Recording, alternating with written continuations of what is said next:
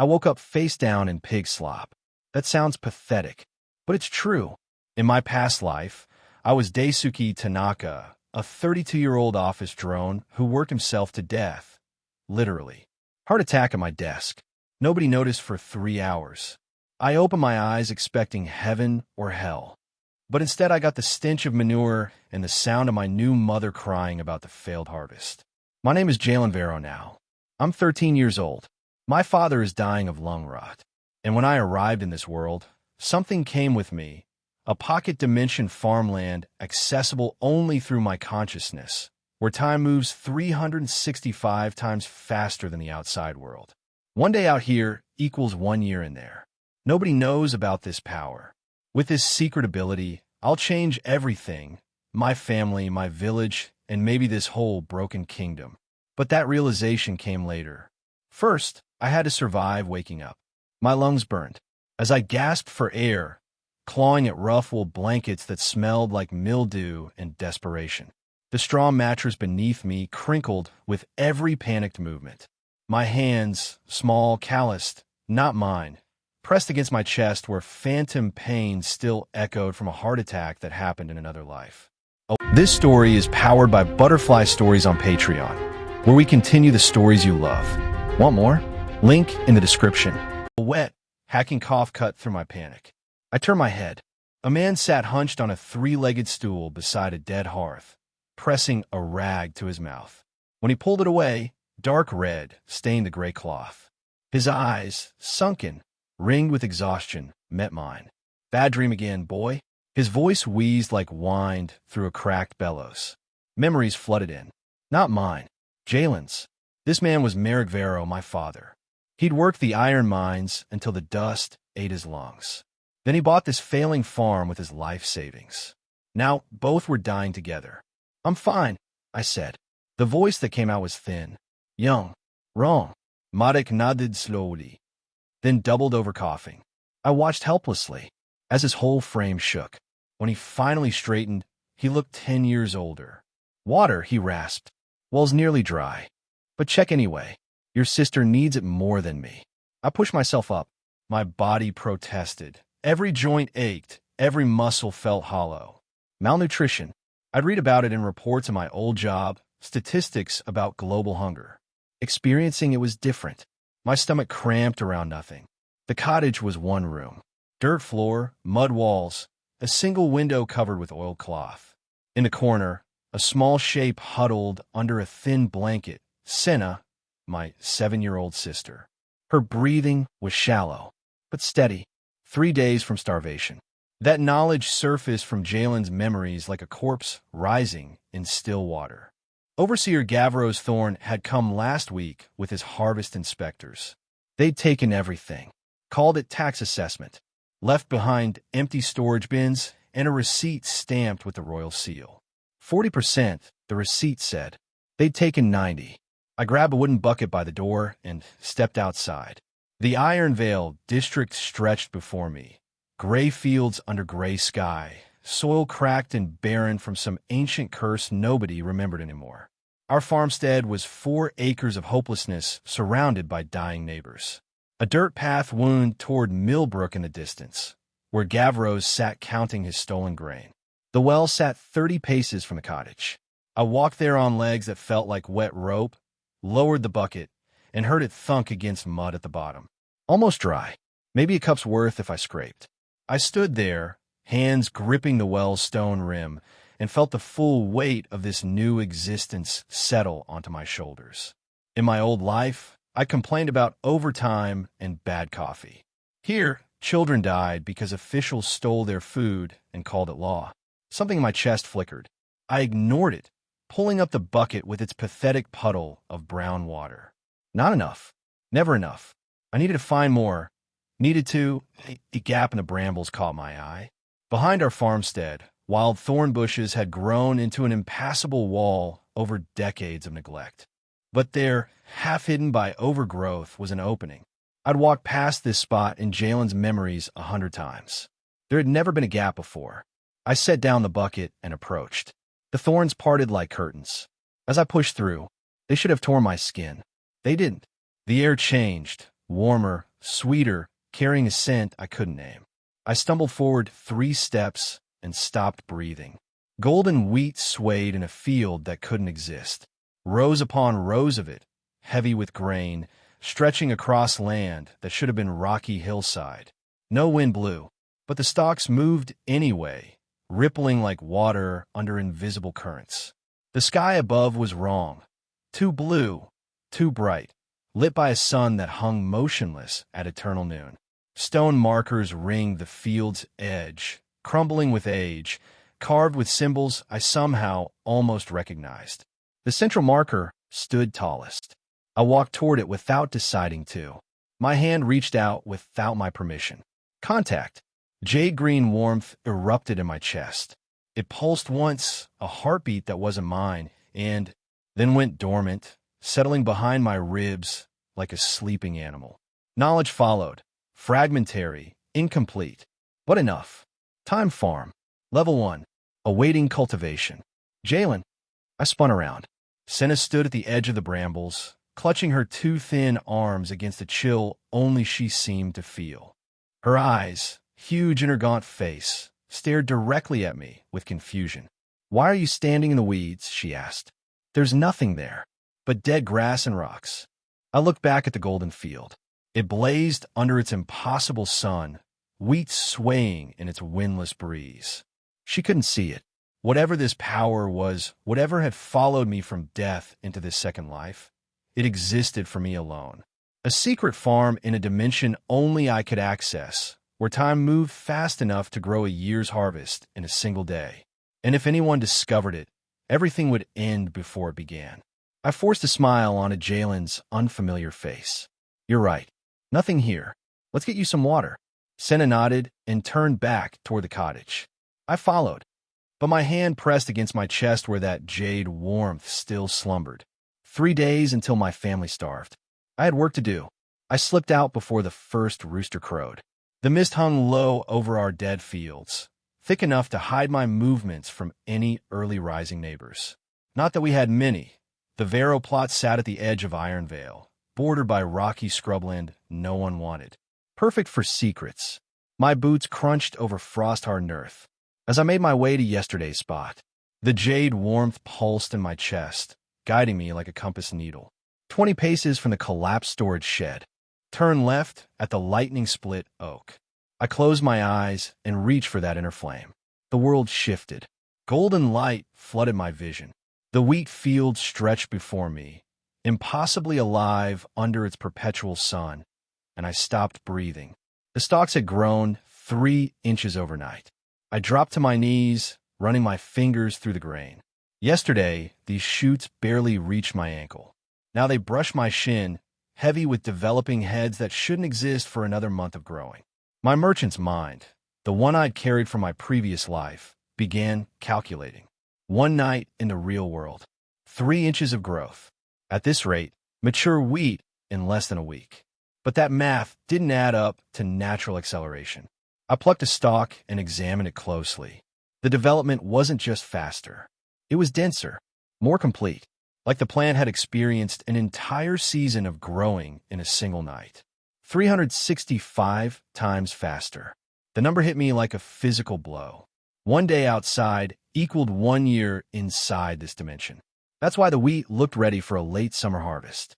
After just 12 hours of real-world time, I harvested a handful of grain, carefully stripping the heads into my shirt pocket. The stalks felt warm against my palm, almost grateful to be touched. When I stepped back into the real world, the mist-shrouded morning greeted me with its familiar chill. The grain came with me. I ran my thumb over the kernels, plump, golden, perfect, not a single sign of blight or pest damage. I'd never seen wheat this healthy in my previous life, and I'd worked merchant contracts with the finest farms in 3 provinces. Back at the cottage, I hid the grain beneath a loose floorboard under my sleeping mat. Senna still slept, her breathing shallow, but steady. Father's coughing had quieted for now. I watched them for a long moment. My family, starving and sick and completely unaware that salvation might be growing 20 paces from our door. But I needed to understand this power before I revealed anything. I spent the morning doing visible work in our actual fields, pulling weeds from rows that hadn't produced real crops in years. The soil crumbled between my fingers like ash. Depleted, everyone said, cursed from the ancient wars. But Father had told me stories. I remember them now. As I worked, half-whispered tales from when I was younger, before the lung rot stole most of his breath. Stories about farmers who could feel the earth's heartbeat. Cultivators who grew crops that healed the sick and fed armies. Before the nobles consolidated power, before they made such knowledge forbidden.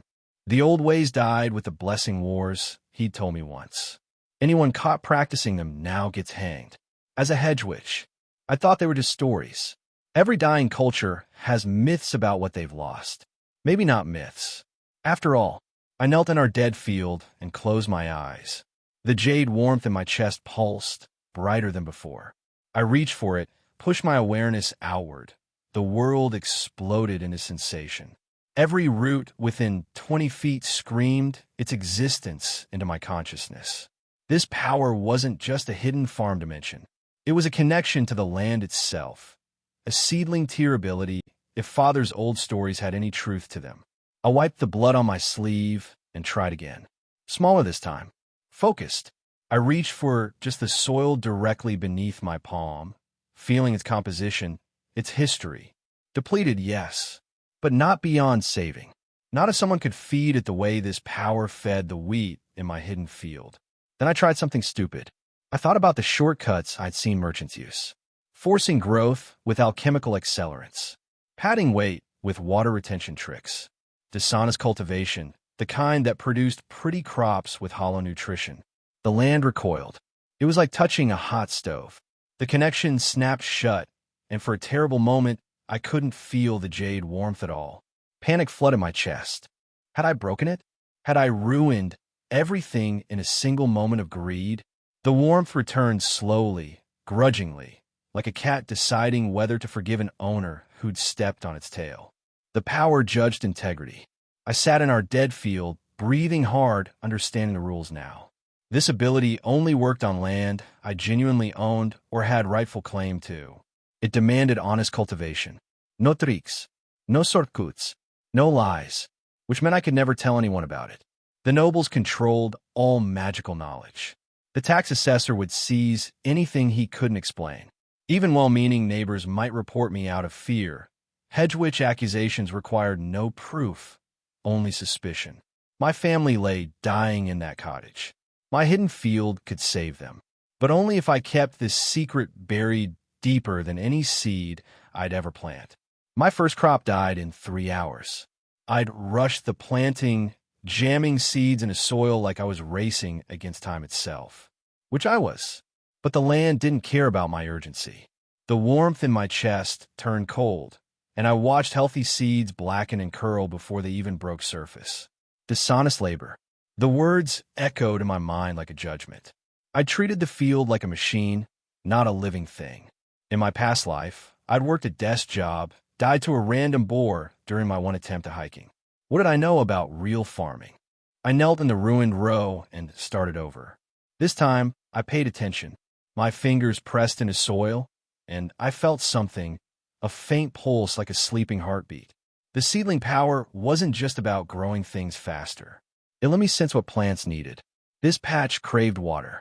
That section needed looser soil. The seeds themselves carried tiny impressions of warmth and darkness, asking to be buried just deep enough. 1 year passed inside the field. I learned that rushing meant death.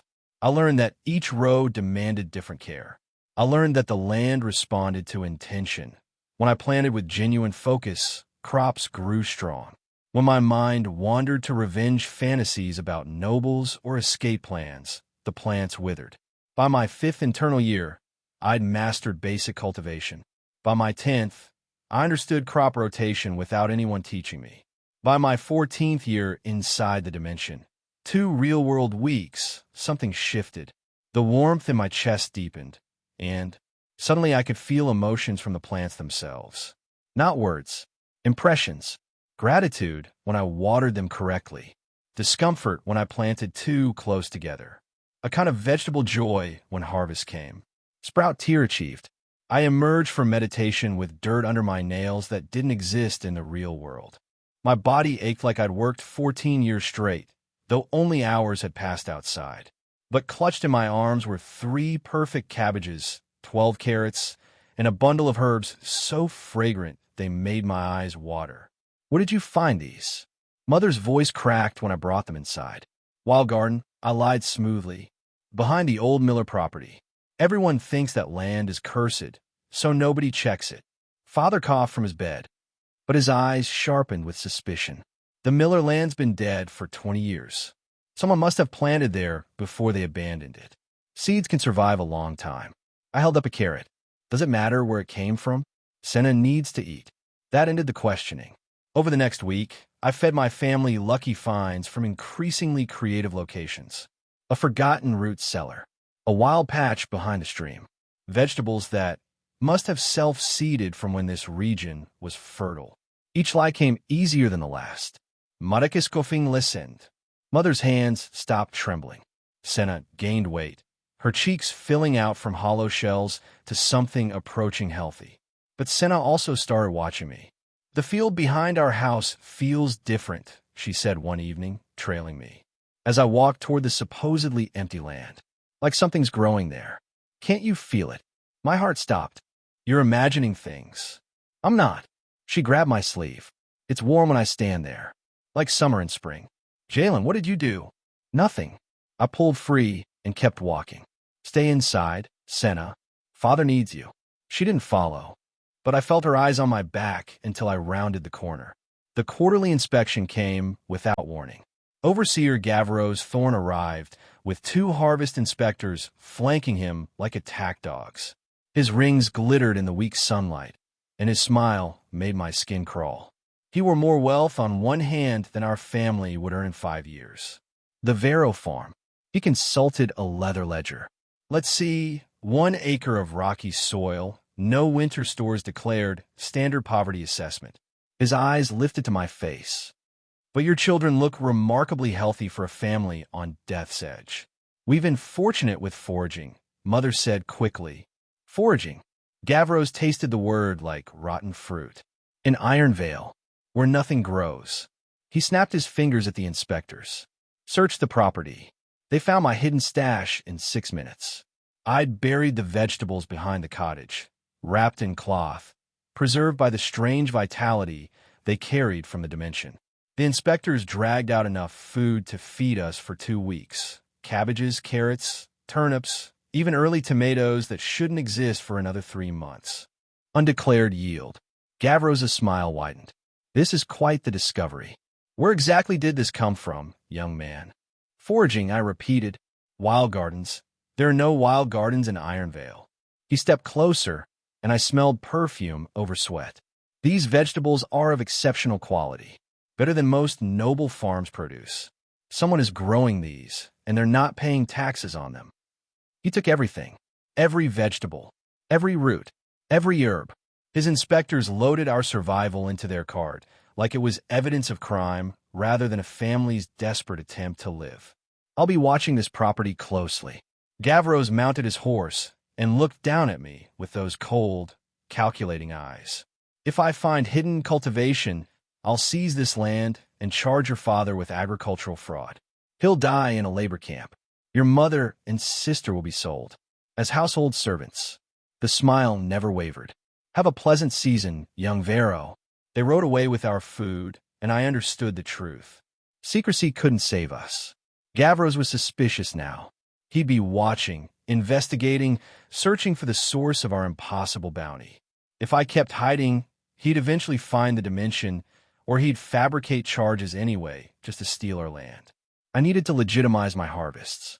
I needed to find a way to explain the unexplainable, or I'd lose everything before I could save anyone. I stopped sleeping. 3 months in the outside world. 90 years inside the dimension. My body adapted to the brutal rhythm. 4 hours of meditation to enter the space. 18 hours of cultivation within. Then emerging to find mere minutes had passed. I ate. While working, I slept in stolen fragments between harvests. My hands changed first. The dirt worked itself into my skin so deeply that no scrubbing could remove it. Dark lines traced my palms like the roots I cultivated. My body stripped itself of anything unnecessary: baby fat, softness, hesitation. What remained was sinew and efficiency. "You're different," Father said one evening, watching me return from the fields. His breath came easier these days. The medicine Gavros's men had taken was gone, but I'd found wild herbs in the dimension that helped his lungs. "Harder, like you've lived years and weeks." I had. 90 of them. "The work changes you," I said. Not a lie. He nodded slowly, accepting this. Then he gestured for me to sit beside him on the rotting porch. "My grandmother told me stories when I was young, about the Vero line, about who we were before." He said, listened, kept my hands busy sharpening a harvesting knife. "She said we were groundskeepers once. Not farmers, keepers. We tended something important. The old places, she called them." His voice dropped. "Said the nobles took everything when they consolidated, rewrote the histories, made us forget what we'd been." The knife slipped. Blood welled from my thumb. Groundskeepers. Of old places. The dimension pulsed in my awareness, warm and familiar, like it recognized the word. "Did she say what places?" I asked. Father shook his head. "She died before I could ask more. The nobles made sure certain stories weren't passed down." He coughed, but it was lighter than before. "Why do you ask?" "Just curious." But I wasn't curious. I was certain. My reincarnation into this family, into this bloodline, wasn't random. The dimension had chosen me because I was already connected to it. The Veros had served it for generations before history buried the truth. I entered the dimension that night and felt it differently. Not as a tool I discovered, as an inheritance I'd reclaimed. The next morning, I began experimenting. Standard vegetables grew quickly, but held no special properties. I needed something more, something that could justify market prices high enough to pay off Gavros, while appearing mundane enough to avoid magical inspection. Nutritional density. The answer came during my 47th year inside that season. By cultivating the soil obsessively, layering compost and ash and mineral-rich sediment in precise ratios, I could grow vegetables that packed twice the nutritional value into half the size. A single carrot from my dimension equaled 10 from ordinary fields. The difference was invisible to magical detection because it wasn't magic. It was simply perfect cultivation taken to an extreme no human lifespan could achieve. I harvested 3 bushels of these enhanced vegetables and emerged to find the sun setting on my 61st outside day. The market awaited. But first, I tested the dimension's limits. I walked to the edge of our family plot and tried to extend my awareness into the neighbor's abandoned field. Nothing. The dimension refused to recognize land I didn't own. I focused harder, demanded it expand. Pain lanced through my skull. The dimension recoiled like a wounded animal. A message burned clear: legitimate ownership only. I laughed, actually laughed out loud in that empty field. Gavros could never steal this power. The nobles could never replicate it. Even if they tortured the truth from me, even if they killed my family and claimed our land, the dimension would reject them. It belonged to the Vero bloodline, and it recognized intent. This was my only true advantage. It had to stay hidden. Market day arrived under gray skies. I loaded our cart with common vegetables from our regular fields and 2 carefully hidden bushels of enhanced produce. Father was too weak to make the journey. Mother stayed to tend him. I went alone. Millbrook's market square reeked of desperation. Farmers hawked bruised vegetables and wilted greens, competing for copper coins from merchants who knew they could wait for prices to drop. The blessing hall loomed at the square's edge, its noble clients paying silver for magically preserved goods. While peasants rotted in the sun, I chose my spot carefully, near the square's center. Visible, I displayed my enhanced vegetables first. Carrots so perfectly orange they seemed to glow, potatoes with unblemished skin, onions firm as new apples. Within an hour, I'd sold everything. Within 2 hours, word had spread. A farmer's boy with impossible produce. Vegetables that tasted like they'd been grown in enchanted soil. Within 3 hours, Gavro's Thorn arrived. His horse parted the crowd. His rings glinted. As he dismounted, that smile, the one that never touched his eyes, spread across his face. As he examined my empty cart and the silver in my hand. Well, well, he plucked a remaining carrot from my final bushel. Bit into it. His eyes widened slightly before the mask returned. This is exceptional quality. Far too exceptional for common soil. Good technique, I said. My father taught me. Your father. Gavroche laughed. The dying miner who can barely stand? He taught you to grow produce that... Real quick, if you've been enjoying this story so far, Butterfly Stories on Patreon is where the full continuations, exclusive episodes, and future parts are released first. You can even start with a free trial. Link in the description. Now let's get back to the story. Rival's noble greenhouse yields. He stepped closer. His breath smelled of wine and corruption. Which noble is sponsoring you, boy? Someone is clearly providing enchanted seeds or blessed fertilizer. Provide documentation of legitimate ownership and noble sponsorship, or I'll have you arrested for agricultural fraud.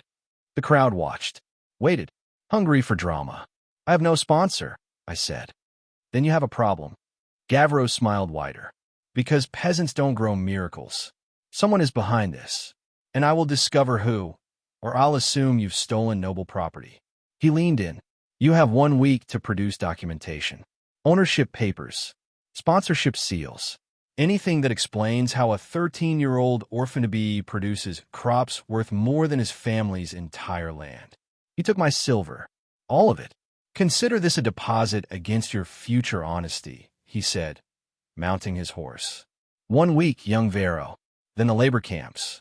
He rode away, and I realized the truth with cold clarity. I needed to forge an entire false history. Sponsorship documents. Ownership records. A story that explained everything, while revealing nothing. And I had 7 days to create a lie convincing enough to fool the most corrupt man in Ironvale. The tax hall smelled like old parchment and fear. I stood before Gavroche's oak desk, hands clasped behind my back, face carefully blank. Old family techniques, I repeated for the 3rd time. My grandmother taught my father. He taught me before the lung rot took his voice. Gavroche tapped his quill against the inkwell. Your grandmother, the woman who died in the blight famine. Convenient that she cannot verify this claim. Inconvenient for me, actually. I met his eyes. I'd give anything to have her back. That wasn't a lie. I'd give anything to have anyone from my past life back. The sincerity must have shown because Gavroche's expression flickered, just for a heartbeat. 1 week remains, young Vero. I suggest you spend it finding documentation rather than rehearsing sob stories. I walked home through the afternoon heat, my mind racing through options. Forged papers wouldn't hold. Gavroche had connections to the blessing halls. He could verify seals I couldn't possibly replicate. I needed something else. Something legal. The answer came from the last person I expected. Senna stood at the edge of our property, facing the tree line. Facing nothing.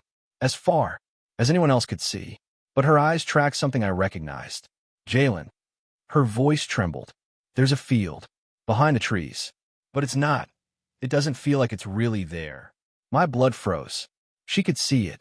My 7-year-old sister could perceive the pocket dimension. I crossed the distance in 5 strides and pulled her away from the tree line. Don't look at it. Don't talk about it. Not here. But it's beautiful. Senna. I knelt, gripping her shoulders. Listen to me. What you're seeing is a secret. The most dangerous secret our family has ever had. If anyone finds out, you can see it. If anyone even suspects, they will take you away. Do you understand? Her eyes went wide. At 7, she understood fear better than any child should. The tax collectors had taught her that lesson every harvest. I won't tell, she whispered. I promise. Good. I released her, my mind already adapting. She had some connection to the ability, latent, probably awakened through months of proximity to me. This changed everything. It also gave me an idea. That night, while Father slept, I searched through his chest of papers by candlelight. Birth records, marriage certificates, and buried at the bottom, yellowed and crumbling, a document bearing a seal I didn't recognize. Heritage claim, filed by Aldous Vero, 93 years ago. My hand shook as I read. Our bloodline traced back to the cultivator families, the pre-noble farmers who worked this land before the caste system existed. The claim had been denied due to insufficient evidence of continuous practice. But the law still existed. 3 days later, I stood before the Iron Vale Heritage Council, 5 officials from Millbrook, including a seething Gavros. The registered plot of Vero family land stretched before us, barely a quarter-acre of dirt that father had officially claimed decades ago. The petitioner claims heritage exemption. The council head droned. He must demonstrate legitimate farming skill rooted in ancestral tradition. I'd spent those 3 days preparing Senna, teaching her to guard her perception, making her practice the meditative state that locked others out of the dimension. She was a quick learner. Desperate children always are. Now I stood before Millbrook's gathered officials with a single seed in my palm. A pear seed, the same variety my grandmother supposedly grew before the blight. I will demonstrate the Vero cultivation method, I announced, passed down through blood and practice. I knelt in the dirt, planted the seed, and entered the pocket dimension without closing my eyes, a technique I'd mastered after 182 internal years of practice. To them, I simply knelt there with my hands on the soil, muttering words that sounded like prayer. Inside the dimension, I worked. 1 year of cultivation compressed into minutes of external time. I guided the seed's growth with everything I'd learned: proper nutrient distribution, root architecture, branch positioning, bloom tier techniques that made plants grow, as if seasons were ours. Outside, the crowd gasped. A green shoot broke the soil, then a sapling, then branches spreading wide, leaves unfurling in impossible real time. White blossoms erupted, petals falling like snow, and fruit began to swell on every branch. 1 hour later, I stood before a mature pear tree heavy with golden fruit. The crowd erupted. Peasants cheered. Officials murmured in shock. Someone was crying. I realized with a jolt it was father, supported by a neighbor, tears streaming down his gaunt face. Gavros's expression could have curdled milk. The demonstration is valid, the council head managed. Heritage exemption is granted. The Vero family may practice ancestral cultivation methods without noble sponsorship or magical certification. Gavros stepped forward. This requires further investigation. The law is clear, overseer. The council head didn't look at him. Publicly demonstrated skill on registered family land. The petition is approved. I walked home with fruit in my arms and hope in my chest.